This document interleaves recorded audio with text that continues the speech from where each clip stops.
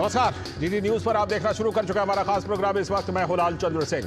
अगले 1 घंटे में हम देखेंगे कुछ ऐसी खबरें जिन पर चर्चा जरूरी है, और यह चर्चा हम करेंगे अपने संवाददाताओं और खास मेहमानों के साथ। और आज सबसे पहले बात करेंगे कि पश्चिम बंगाल में क्या कई इलाकों में हिंदुओं के लिए जीना मुहाल हो गया है क्या?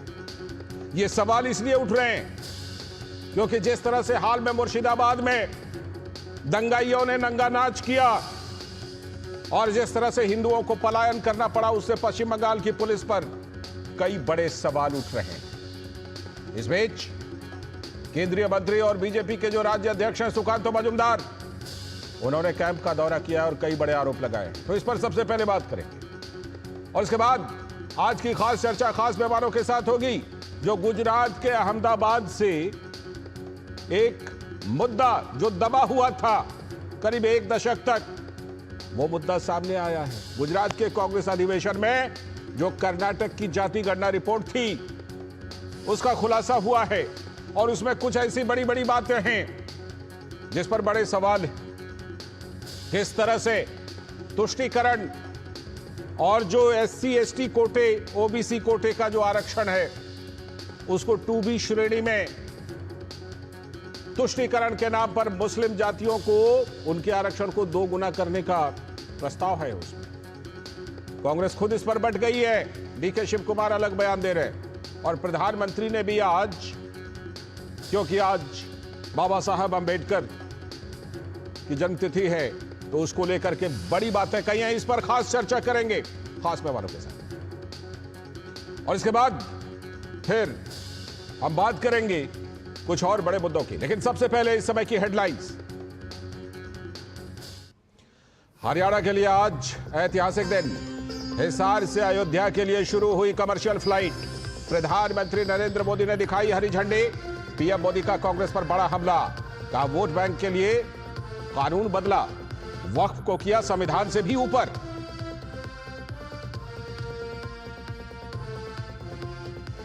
केंद्रीय गृह मंत्री अमित शाह ने नई दिल्ली में अखिल भारतीय फोरेंसिक विज्ञान सम्मेलन का किया उद्घाटन। कहा फोरेंसिक साइंस के बिना समयबद्ध न्याय देना संभव नहीं।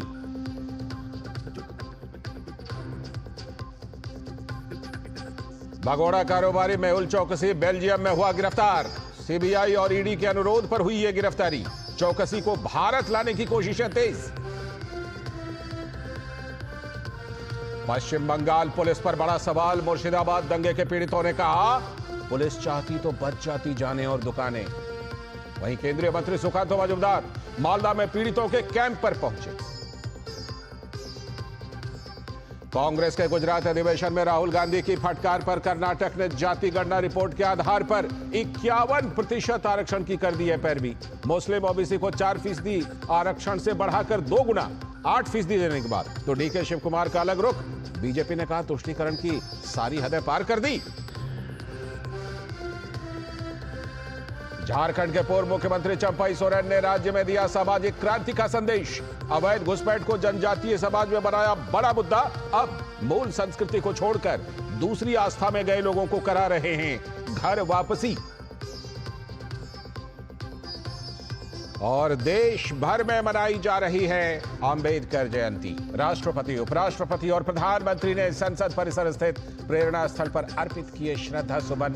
संसद के केंद्रीय कक्ष में भी दी गई बाबा साहिब को श्रद्धांजलि।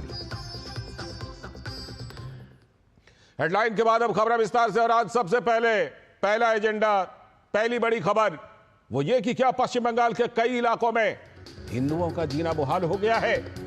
ये सवाल इसलिए उठ रहे हैं क्योंकि पश्चिम बंगाल में नए वक्फ कानून के विरोध में कई जिलों से भारी हिंसा की खबरें आ रही है। राज्य में पुलिस की निष्क्रियता पर बड़े सवाल उठ रहे हैं। पुलिस पर मूक दर्शक बने रहने के आरोप लग रहे हैं। मुर्शिदाबाद दंगे में भी पश्चिम बंगाल की पुलिस की निष्क्रियता पर बड़े सवाल उठ रहे हैं। जो पीड़ित हैं उन्होंने कहा है कि अगर पुलिस चाहती तो उनकी जानें बच जाती, उनकी दुकानें बच जाती। लेकिन राज्य में जो सत्ताधारी TMC है, उनके मंत्री और नेता कह रहे हैं BSF की जिम्मेदारी है, उनकी जिम्मेदारी है।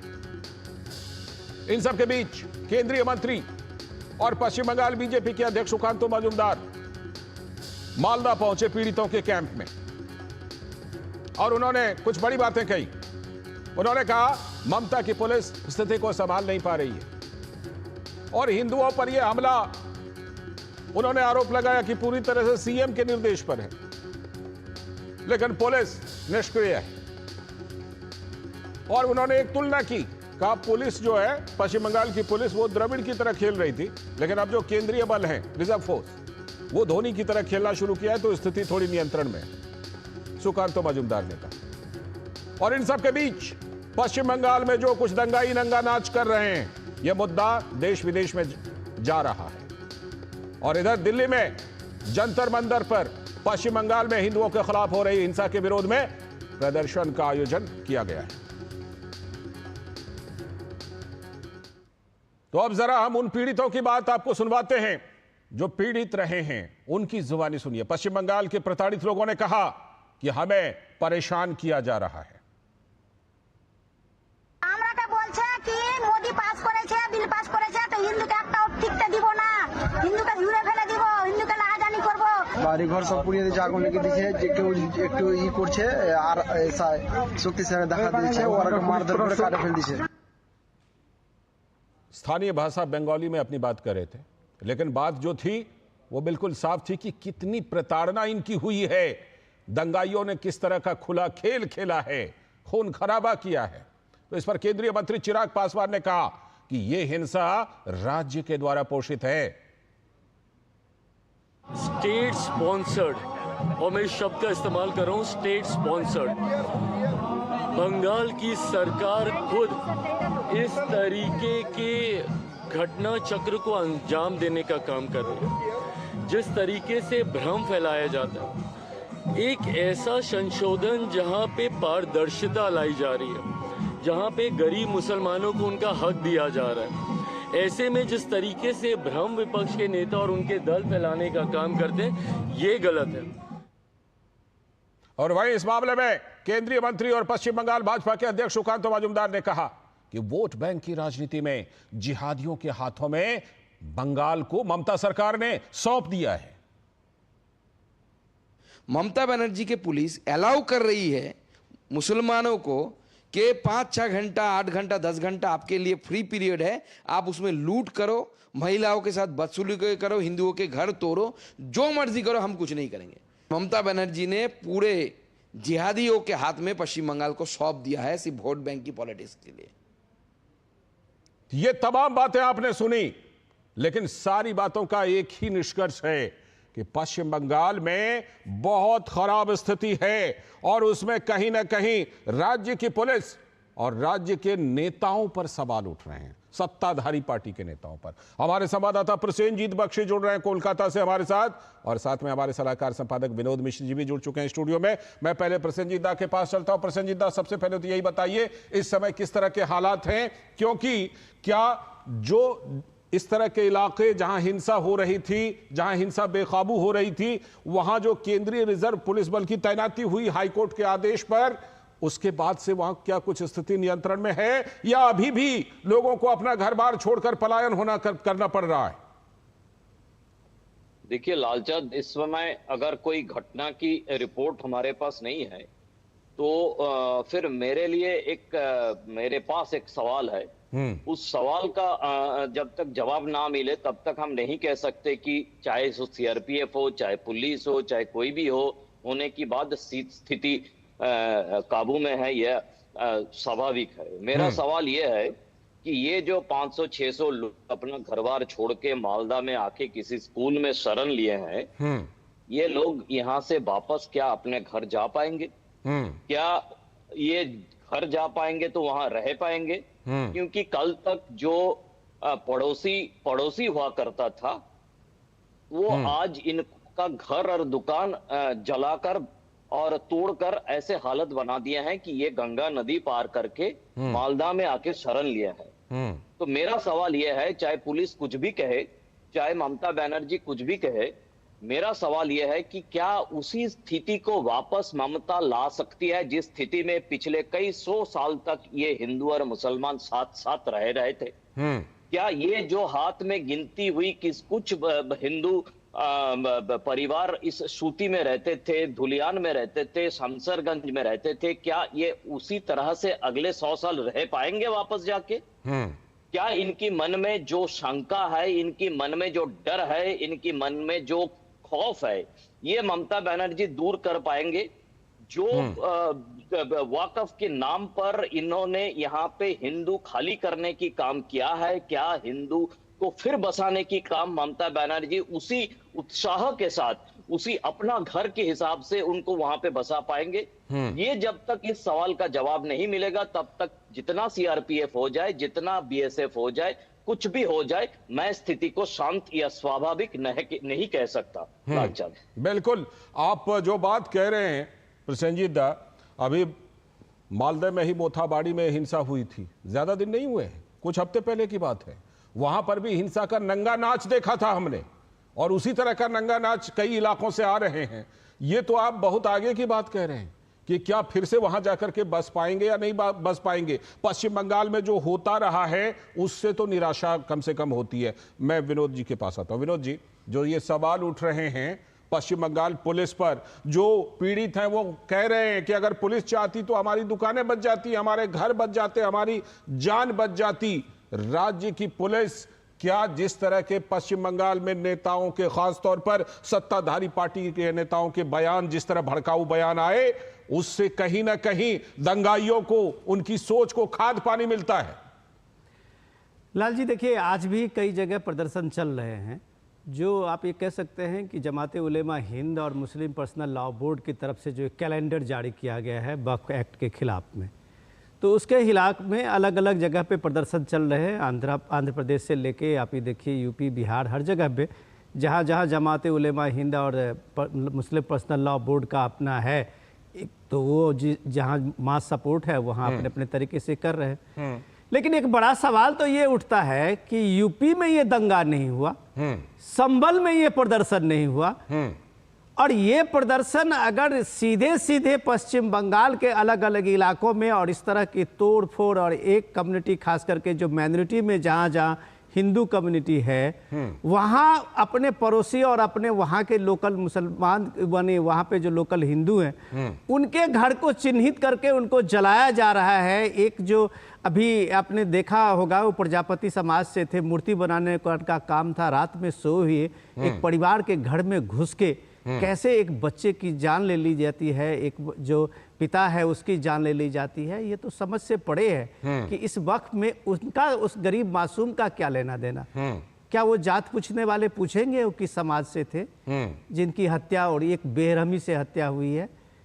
ये अलग। आज जो बात चिराग पासवान कह रहे थे कि वो सीधे सीधे स्टेट स्पॉन्सर्ड है जी, एक कैबिनेट मंत्री हैं, और वो बात जो कह रहे हैं वो बात नोटिस करने की चीज है कि ये सही में एक स्टेट स्पॉन्सर्ड, ये पूरा का पूरा एक टेररिज्म है। और ये इसलिए कहा जा सकता है कि ममता कैबिनेट के मंत्री सफीदुल्लाह चौधरी साहब अगर वो कहते हैं कि मैं जब चाहूं तो पूरे बंगाल, कलकत्ता को मैं बंद कर सकता हूं, उसको घुटने पे ला सकता हूं, तो ये ममता सरकार के कैबिनेट मंत्री इस तरह के बयान दे रहे हैं कि मेरे पास आदमी हैं, हम 50 जगह कलकत्ता में 10-10 हजार लोगों को उतार देंगे और कलकत्ता को हम घुटने पे टेक देंगे।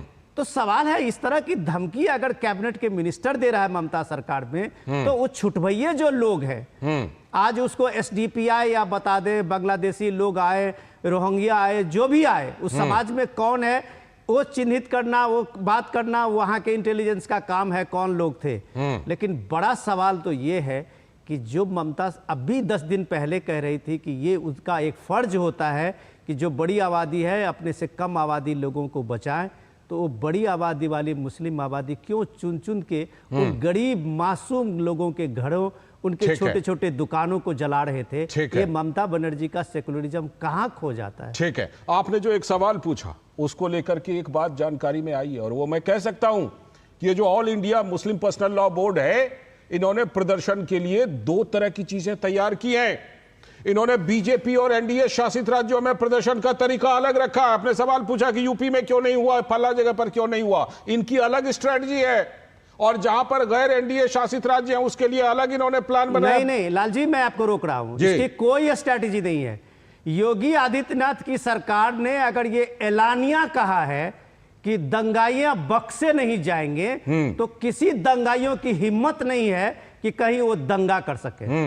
ये होता है एडमिनिस्ट्रेशन का काम। बिल्कुल, ये होता है एडमिनिस्ट्रेशन का काम। जो आप ये देख रहे हैं कि बंगाल में ममता बनर्जी पूरी तरह से एक्सपोज हो गई है जी। कि उनकी पुलिस एक मददगार के लिए, वो मदद करने के लिए वहां खड़ी नहीं हो पा रही थी और वो दंगाइयों के डर से भाग रही थी या उसको खुला मैदान छोड़ रही थी। ये शर्म होना चाहिए वहां के एडमिनिस्ट्रेशन को बात करते हुए कि हमारे बस की बात नहीं थी और वो सारे लोग वहां से भगा दिए गए थे या भाग गए थे। ठीक है, योगी आदित्यनाथ के बयान बिल्कुल आप सही कह रहे हैं, लेकिन जहां तक all India Muslim personal law board है, उन्होंने जो मदरसों के लिए गाइडलाइन दिया है उसमें उन्होंने ये अलग अलग स्ट्रेटजी रखी है। प्रसेनजीत दा, ये जो है कहीं ना कहीं रणनीति के तहत इस तरह की हिंसा की जा रही है, और खास तौर पर जहां पर एनडीए की सरकार नहीं है, जहां पर बीजेपी की सरकार नहीं है, पश्चिम बंगाल जैसे राज्य, वहां पर यह हिंसक हो रहा है।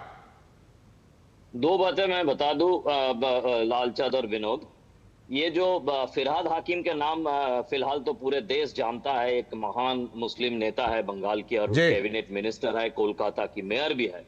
उन्होंने 2 दिन पहले बताया था, अपने ही कौम के लोगों को सावधान बानी सुनाए थे कि ये तो सारे कुछ अपने मिर्जाफर लोग कर रहे हैं, जो कुछ भी यहाँ पे हो रहा है, और इन लोगों का हिम्मत नहीं है कि उत्तर प्रदेश में जाके जोगी राज में जाके करने का। मतलब उन्होंने एक तरह से जोगी को सर्टिफिकेट दे दिया और बुलडोजर नीति को सर्टिफिकेट दे दिया। मतलब उनको समझ में ही नहीं आया कि वो क्या कहना चाह रहे थे और क्या कह दिया है। तो मुश्किल है कि झूठ बोलते बोलते ऐसी जगह पर लोग पहुंच गए कि अभी झूठ के अंदर ही सच निकल आ रहा है। पहली बात।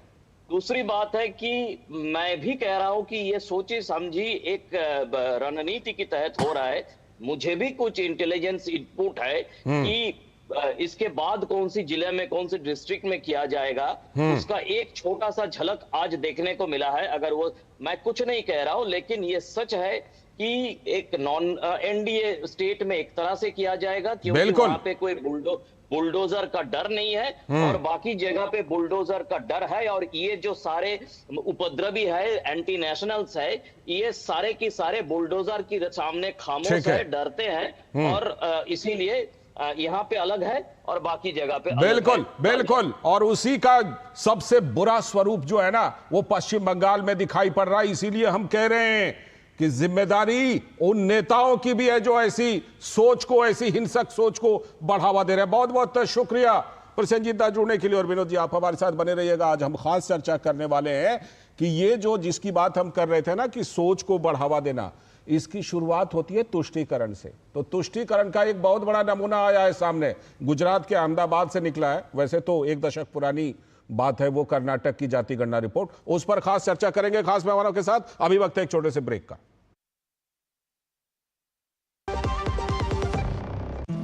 बड़ी बहू, ये तुम्हारी ना। इतनी भी क्या जल्दी थी? अरे और छोटी, ये तुम्हारे ना। और ये मेरी गुड़िया की ना।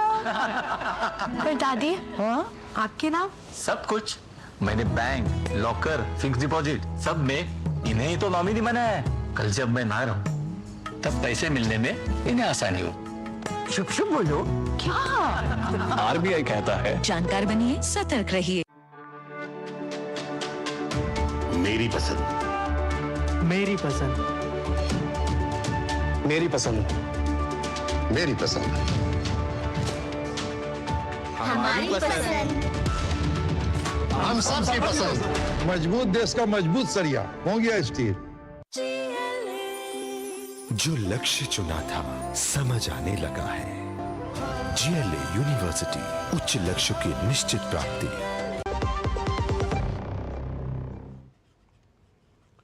स्वागत है ब्रेक के बाद।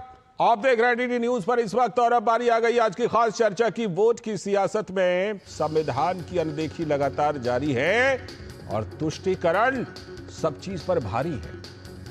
यह बात हम इसलिए कह रहे हैं कि क्योंकि कांग्रेस के गुजरात महाधिवेशन में राहुल गांधी के सामाजिक एक्सरे और तेलंगाना मॉडल की दबाव में धूल खा रही जो जाति गणना रिपोर्ट थी कर्नाटक वाली, उसको सीएम सिद्धारमैया ने एक बड़ा सियासी मौका बना लिया। इस रिपोर्ट के सार्वजनिक होते ही हालांकि सियासी तूफान खड़ा होना स्वाभाविक था और वो हुआ भी। सबसे ज्यादा विरोध तो पार्टी के लिंगायत, कांग्रेस के और वोकालिगा मंत्रियों के विरोध के रूप में सामने आ रहा है। राज्य के उप मुख्यमंत्री डीके शिव कुमार ने कहा है कि सभी समुदाय के साथ न्याय हो, यह सुनिश्चित करना सरकार की जिम्मेदारी है।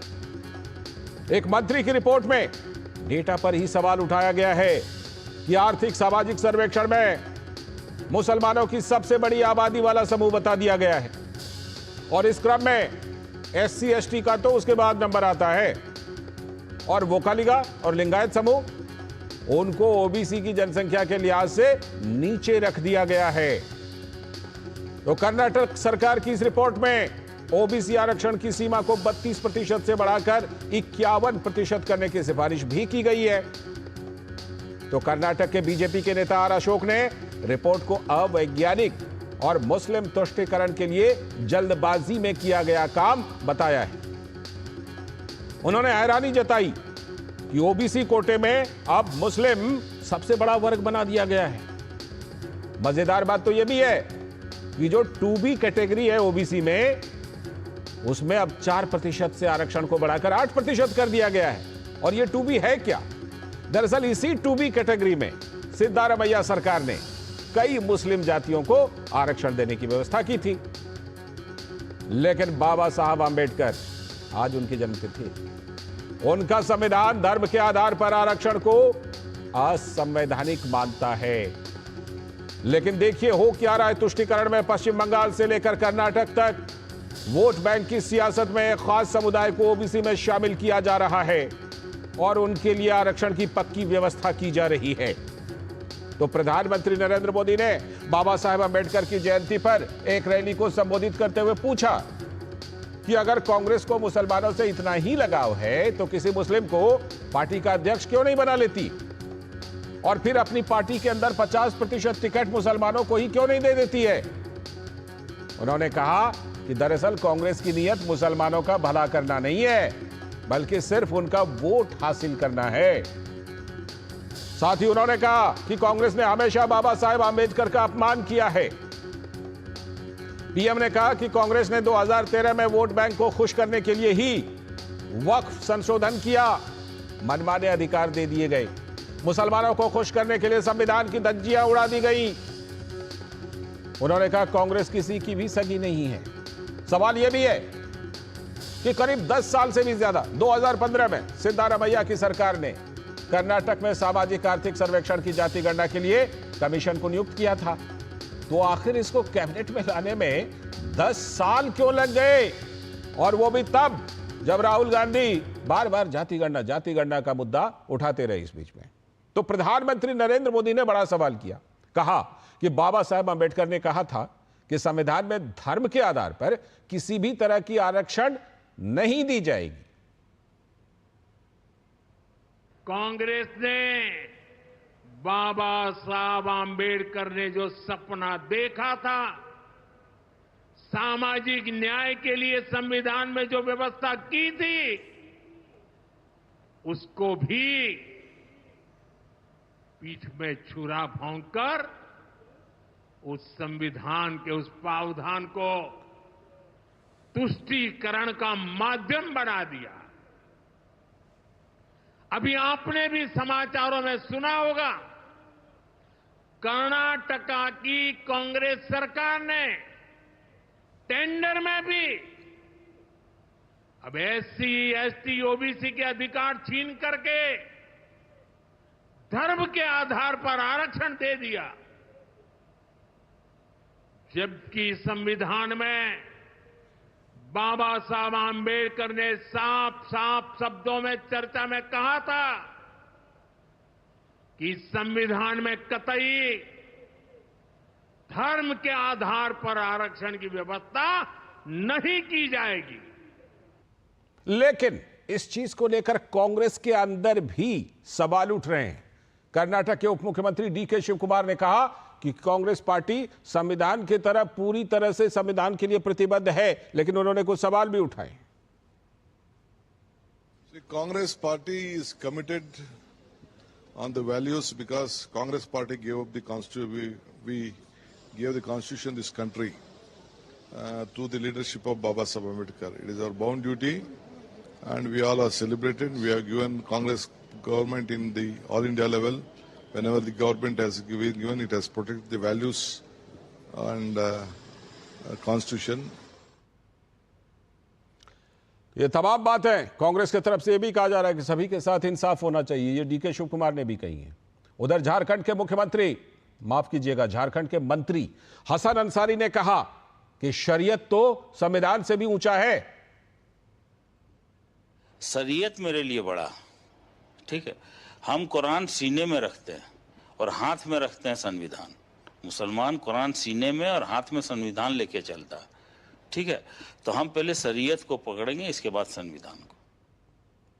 एक राज्य के मंत्री कह रहे हैं कि संविधान से ऊपर उनका शरीयत है। आप समझ सकते हैं कि क्या सोच है।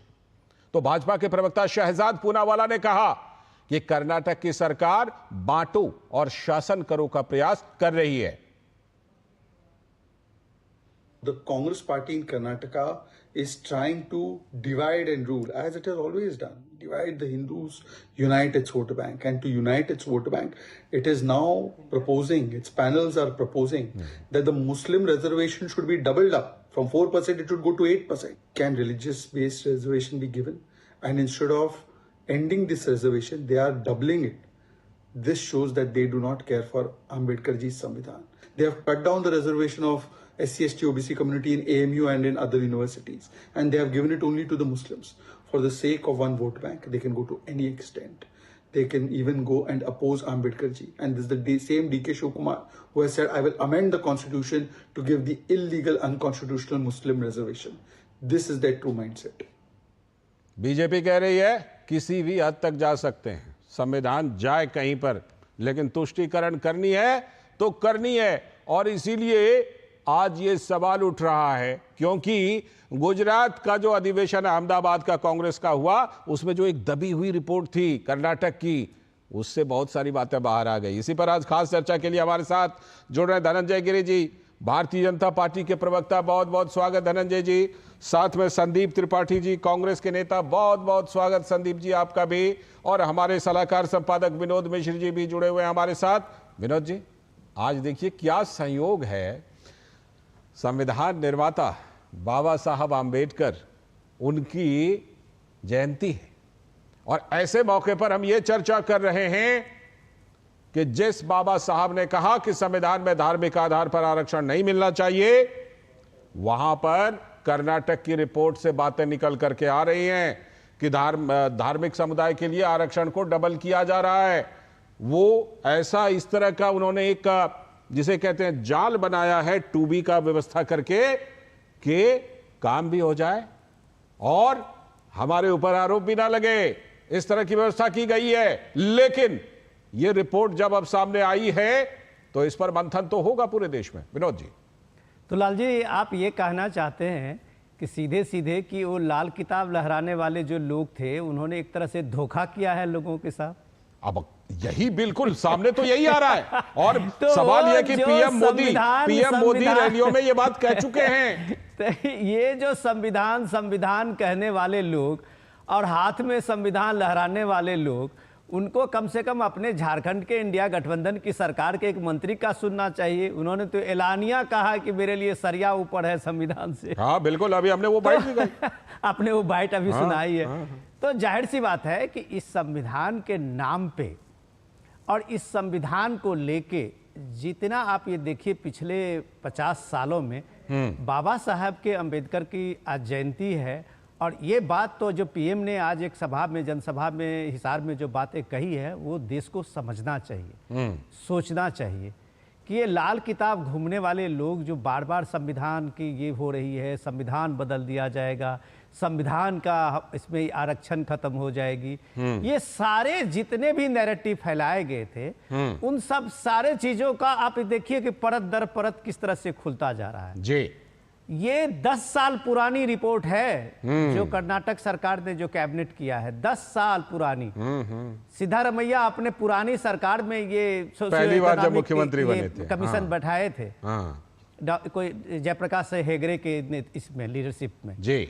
अब वो 10 साल के बाद ये रिपोर्ट आई है। पिछले कई कैबिनेट में इसकी चर्चा हो रही थी कि आज इस कैबिनेट में रखी जाएगी। 4-5 बार तो हम लोगों ने स्टोरी कर ली कि इस कैबिनेट में आ रही है रिपोर्ट, इस कैबिनेट में आ रही है, लेकिन ये रिपोर्ट नहीं आई।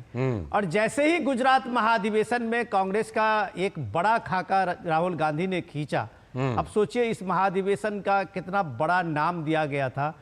और वो अधिवेशन में जब ये बात निकल के आएगी तो सीधे सीधे राहुल गांधी ने पूरी तरह से सोशियो जो सामाजिक सर्वे है उसको, जो एक्सरे वो कहते हैं जी, तो ये सवाल कर्नाटक पे उठा कि भाई 10 साल पे उसको धूल में क्यों आपने रिपोर्ट को रखा हुआ है। उस रिपोर्ट को जब तक आप नहीं लाएंगे तो फिर आप ये तेलंगाना का मॉडल कह रहे हैं, वो तो लोग हंसेंगे उस पे।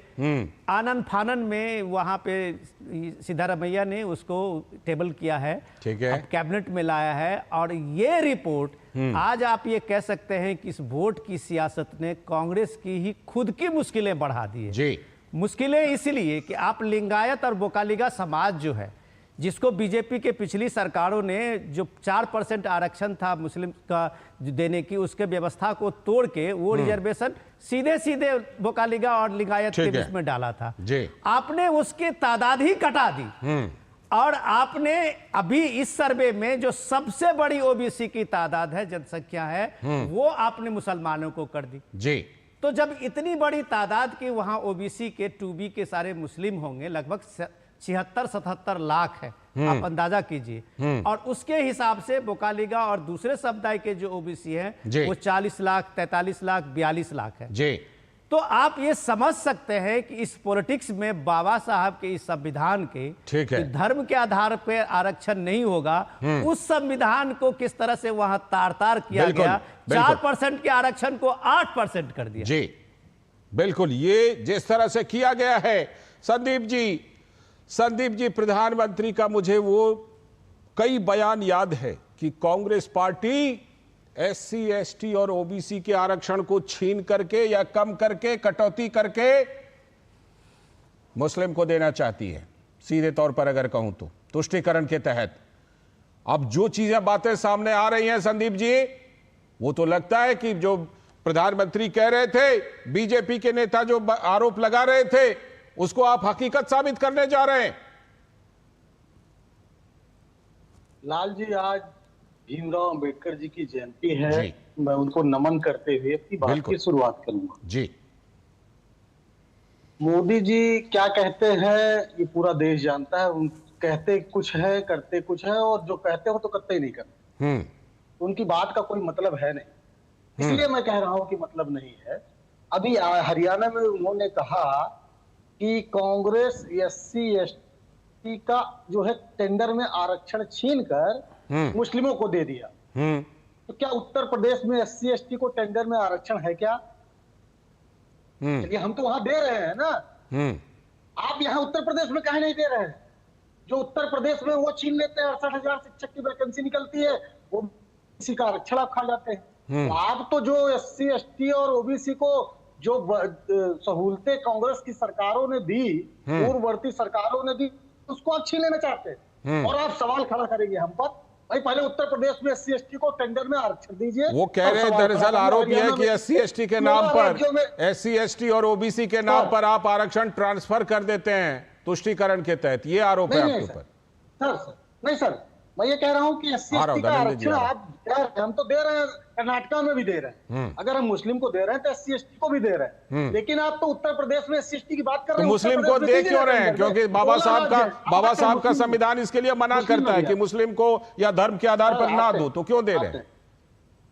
आते हैं सर, बिल्कुल सर। अगर संविधान इजाजत नहीं देता है तो उसके लिए सुप्रीम कोर्ट बना हुआ, कोई भी जाएगा वो तुरंत रद्द हो जाएगा। अरे सर, पहले अपना फैक्ट चेक कर लीजिए। अब विनोद जी, आप पूरा समय खा जाते हैं, इसलिए मैंने आज PCR से नहीं, मैं फैक्ट चेक करने के लिए आपसे अनुरोध कर रहा हूँ। आप गलत बोल रहे हैं। फैक्ट चेक की, हम कहा मूर्खा का यहाँ बैठे हैं, ऐसे बैठे हैं। आप गलत बोल रहे हैं सर। आप उसका जवाब तो गिरी जी देंगे, लेकिन आप गलत बोल रहे हैं, ये मैं कह रहा हूँ। आपका फैक्ट गलत। तो मुझे बताइए संदीप जी की कौन सी बात आपको लग रहा है गलत? संदीप जी, अगर मैं आपको फैक्ट चेक कर दूं, 1 मिनट मुझे दे दीजिए। आपका फैक्ट मैं ये चेक कर देता हूं। कर्नाटक, सर सुनिए तो सही। सुन लीजिए ना, मैं फिर आप ही को टाइम दूंगा कर्नाटक में आज से नहीं, कर्नाटक में काफी अरसे से ये व्यवस्था थी कि 1 करोड़ से लेके और उसके नीचे का जो टेंडर है उस टेंडर में उन्होंने एक कोटा फिक्स किया हुआ था। उस टेंडर में कोटा था कि ओबीसी समाज के, एससी समाज के और एसटी समाज के जो न्यू एंटरप्रेन्योर होंगे वो 1 करोड़ के नीचे के टेंडर में उनको इतना रिजर्वेशन उनके लिए रखा जाएगा।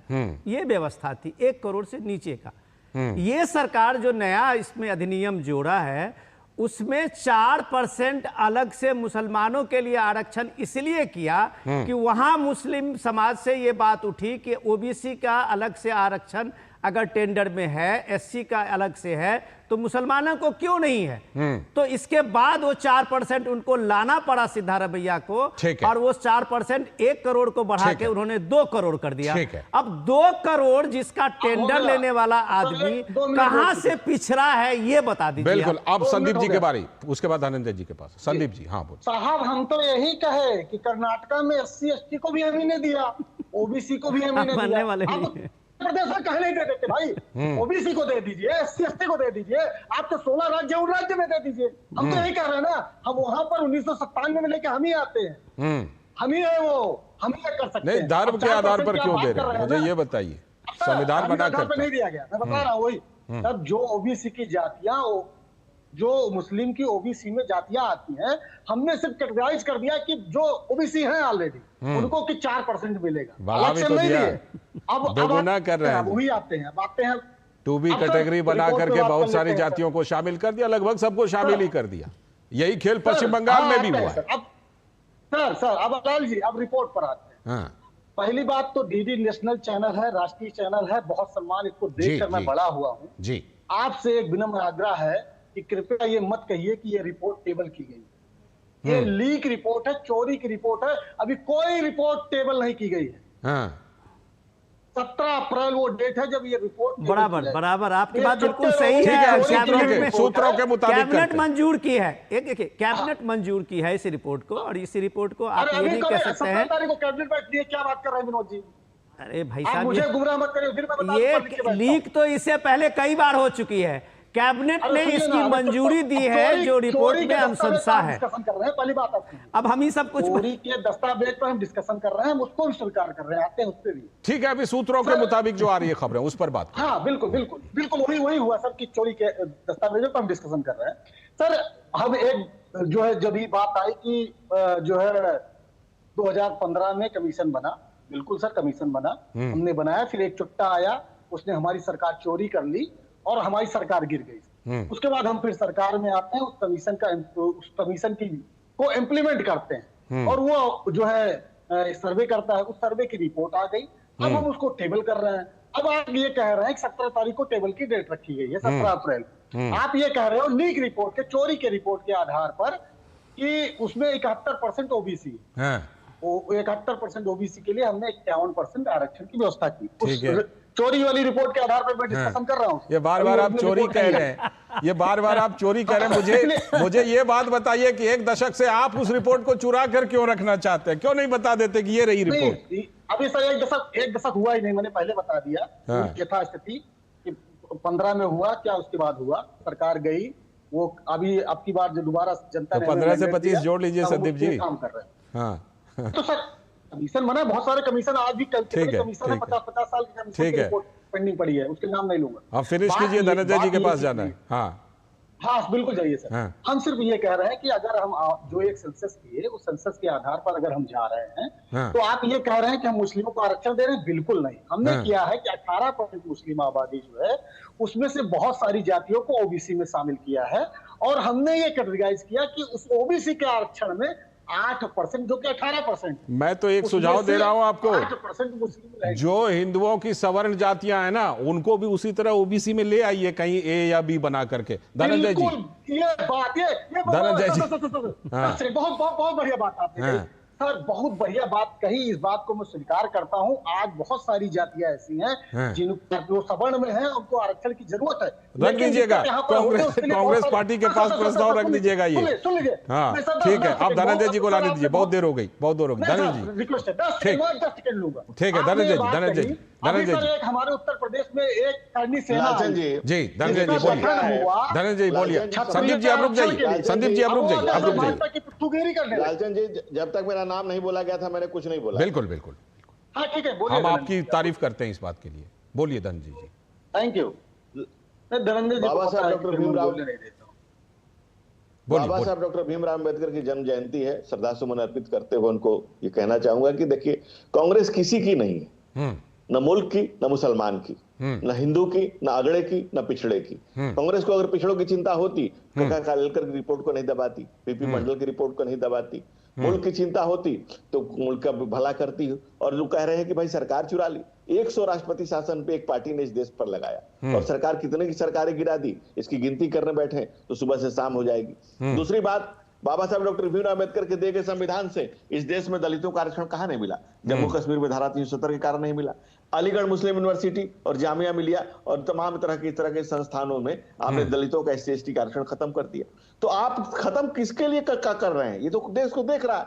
और जो सुझाव चल रहा है, लीक रिपोर्ट कर, अरे लीक हुई कि लीक कराई गई, चोरी हुई कि चोरी कराई गई, अपने आप को बनाने के लिए, माहौल बनाने के लिए लीक खुद रिपोर्ट कराई गई। कहीं सरकार की रिपोर्ट लीक हो जाएगी और इस रिपोर्ट पर डिस्कशन शुरू हो जाएगा। ये कांग्रेस के काले कारनामे हैं। कर्नाटका में कांग्रेस की सरकार फेल हो गई।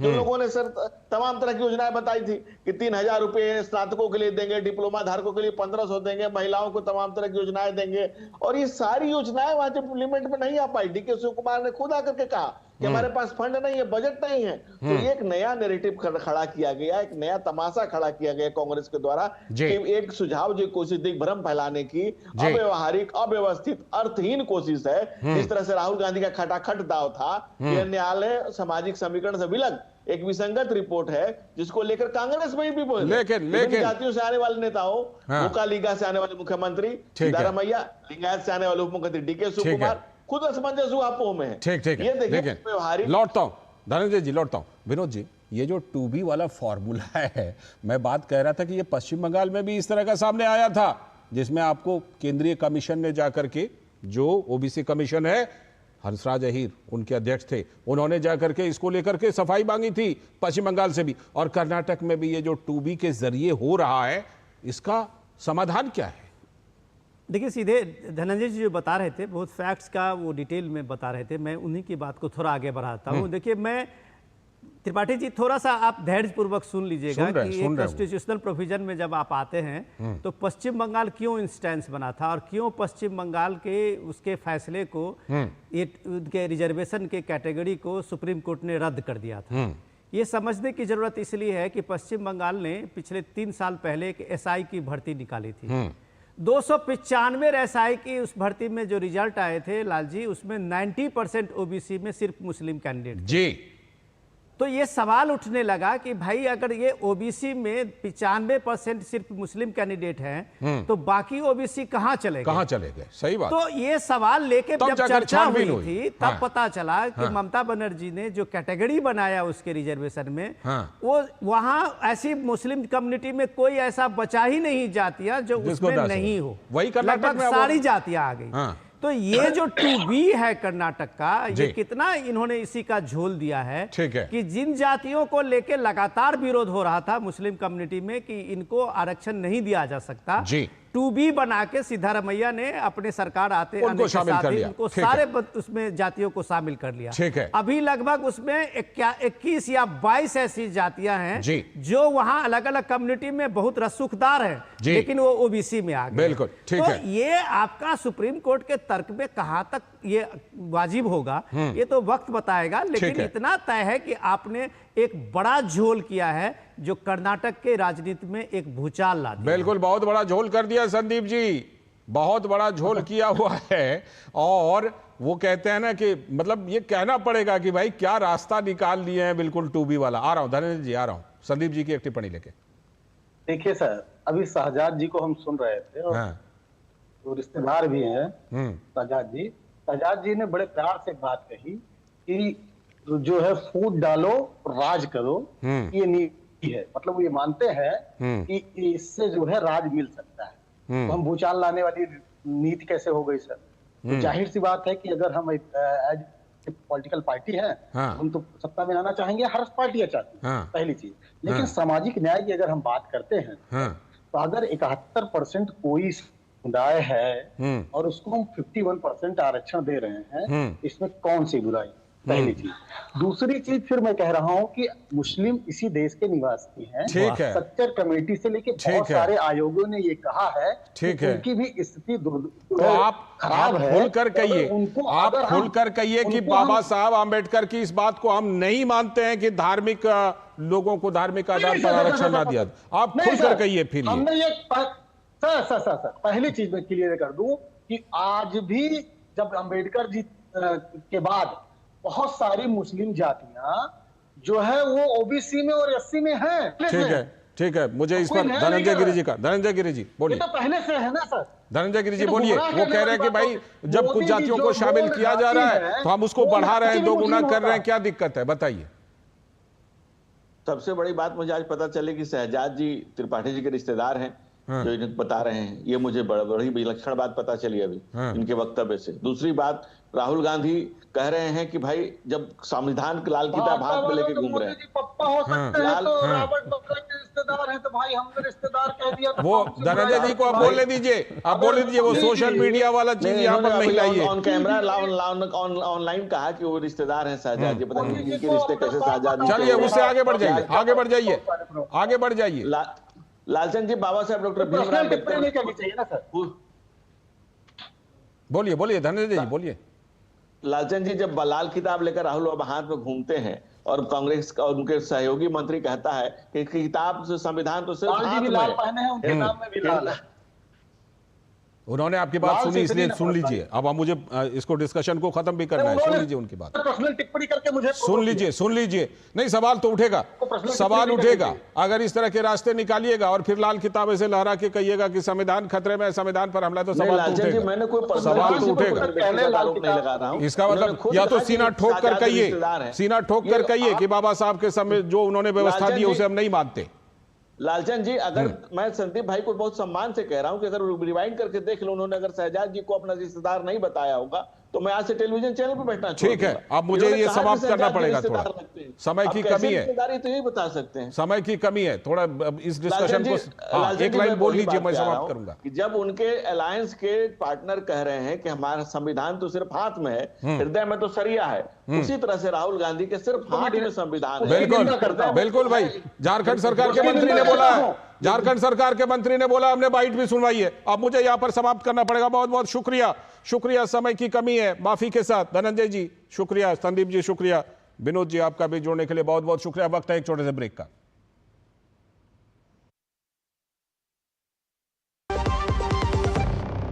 प्रधानमंत्री श्री नरेंद्र मोदी जी की प्रेरणा से मध्य प्रदेश के मुख्यमंत्री डॉक्टर मोहन यादव के नेतृत्व में मध्य प्रदेश में विक्रमोत्सव 2025 का सफल आयोजन किया जा रहा है, जिसमें 12 से 14 अप्रैल 2025 तक दिल्ली के लाल किले पर माधव दास पार्क में शाम 6 बजे महानाट्य सम्राट विक्रमादित्य का भव्य मंचन किया जाएगा। यशस्वी प्रधानमंत्री का ये ध्येय वाक्य हम सबके लिए पाथवे के रूप में काम कर रहा है, विरासत से विकास की ओर। इसलिए 12, 13, 14 अप्रैल को महानाट्य का मंचन किया जाएगा, हमारे अतीत के गौरवशाली नायकों को जनता के सामने लाने के लिए। इससे अच्छा कौन सा अवसर हो सकता है। आइए इन अद्भुत पलों के साक्षी बने। जो लक्ष्य चुना था समझ आने लगा है। GLA यूनिवर्सिटी, उच्च लक्ष्य की निश्चित प्राप्ति।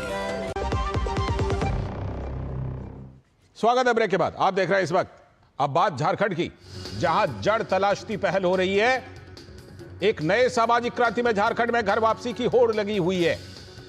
डेमोग्राफी यानी जनसंख्या का स्वरूप बदलने और आदिवासी समाज के बीच बढ़ी चुनौती के कारण मूल संस्कृति की ओर लौटने की पहल तेज हो गई है।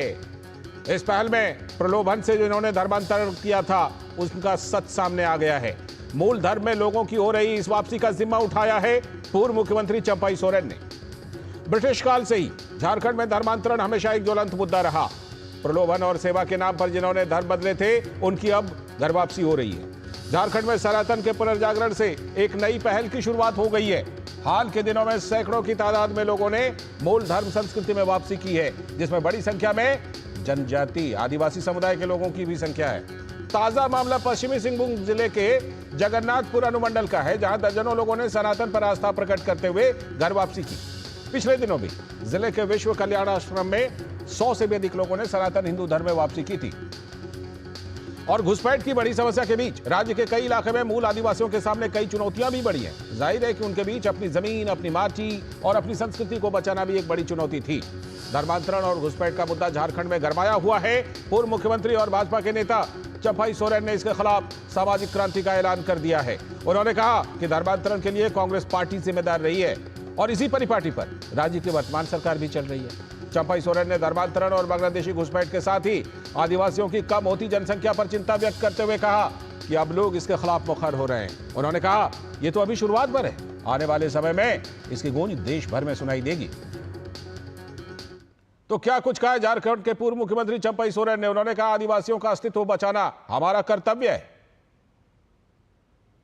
मानकी मुंडा सब मिलकर आदिवासी का अस्तित्व बचाना, अस्मिता बचाना, माझी परगना सिस्टम को मजबूत और मानकी मुंडा सिस्टम मजबूत, पढ़ा राजा का सिस्टम मजबूत, पहान का सिस्टम मजबूत, आदिवासी का एकता एक हो और नारा हम दिया, लेकिन आदिवासी का रिजर्वेशन में उनका हक नहीं रहना चाहिए।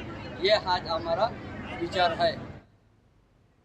सीधे जुड़ रहे हैं अपने संवाददाता दिवाकर कुमार से, जो रांची से हमारे साथ इस खबर पर जुड़ चुके हैं। दिवाकर, हमें अच्छी तरह से याद है इस बार विधानसभा चुनाव में भी ये बड़ा मुद्दा था, दामाद गांव वाला, है ना। हमने कई बार इस पर चर्चा भी की थी।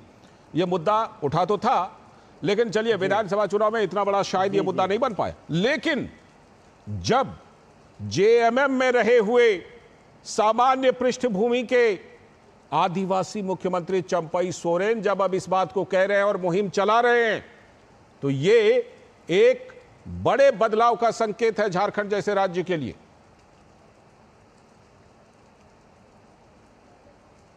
देखिए, निश्चित तौर पर लालचंद, ये एक बड़े बदलाव का संकेत इस लिहाज से भी हम कह सकते हैं कि पिछले अगर हम 1-1.5 महीने का घटनाक्रम और बैकफ्लैश में जाए तो लगातार चाईबासा में जो है लगातार लोग जो मूल भावना है, मूल धर्म है, उसकी ओर लौट रहे हैं। और लगातार ये कहा जाता है कि सनातन ही आदि है और आदिवासियों की जो अस्मिता की बात होती है, आदिवासियों की जुड़ाव की बात होती है, वो निश्चित तौर पर कहीं ना कहीं आदि से जुड़ा हुआ है। तो वैसे में लगातार ये कहा जा रहा है कि अब जो उनका मोह भंग है, वो जो धर्मांतरण कराने वाले लोग थे और जो किसी प्रलोभन के जरिए उनका धर्मांतरण करा रहे थे, उनसे उनका मोह भंग हो रहा है। और लगातार होली के दौरान भी करीब चाईबासा के एक दूसरे इलाके में एक आश्रम में करीब 100 से ज्यादा लोग मूल धर्म में वापस आए थे। और अभी 2-3 दिन पहले जगन्नाथपुर जो वहाँ का इलाका है, वहाँ पर भी 2 दर्जन से अधिक लोग शामिल हुए। और लगातार जो चंपाई सोरेन जो एक अभियान चला रहे हैं कि कैसे मूल आस्था की ओर लोगों को लौटाया जाए और जो बांग्लादेशी घुसपैठ और जो धर्मांतरण को लेकर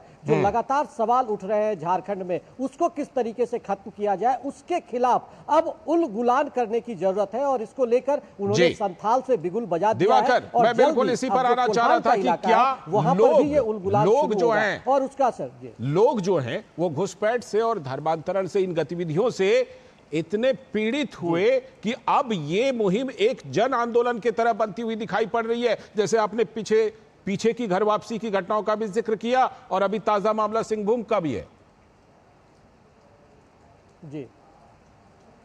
जी देखिए, निश्चित तौर पर यह एक अब जन आंदोलन का रूप, और इसमें अब लगता है कि जो जन आंदोलन है उसको लीड करने की जिम्मेदारी भारतीय जनता पार्टी ने भी उठाई है और उसका व्यापक असर दिख रहा है। और चंपाई सोरेन चूंकि आदिवासियों के बड़े नेता है और जिस तरीके से उन्होंने उलगुलान की बात की है, तो लगातार चाहे वो सरहुल महोत्सव हो या दूसरे महोत्सव हो, इन तमाम जगहों पर अब वो खुलकर बोल रहे हैं कि झारखंड में जो आदिवासियों का धर्मांतरण हुआ है और जो बांग्लादेशी घुसपैठियों के जरिए उनकी आबादी को कम की जा रही है, उस पर अब लगाम लगाने की जरूरत है और उसके जरिए जो सुविधाएं वो उठा दिखा रहे हैं। धर्म परिवर्तन के बाद भी जो आदिवासी के नाम पर उनको सुविधाएं मिल रही है, चाहे वो नौकरी में सुविधाएं मिल रही हो, तमाम तरह की जो सुविधाएं हैं उससे उनको बेदखल किए जाने की जरूरत है। तो उसके जरिए अब लग रहा है कि झारखंड में ये एक जो नारा चंपई सोरेन ने जो नैरेटिव सेट किया है उसका असर दिख रहा है और आने वाले दिनों में निश्चित तौर पर इसका एक बड़ा असर देखने को मिल सकता है। बिल्कुल, और ज्यादा असर हो सकता है। और इस खबर पर आगे भी हम लोग जुड़ते रहेंगे और बात करते रहेंगे। फिलहाल आपका बहुत बहुत शुक्रिया दिवाकर, जुड़ने के लिए। रांची से हमारे संवाददाता दिवाकर कुमार जुड़े थे। और इसी के साथ आज के इस वक्त में इतना ही। नमस्कार।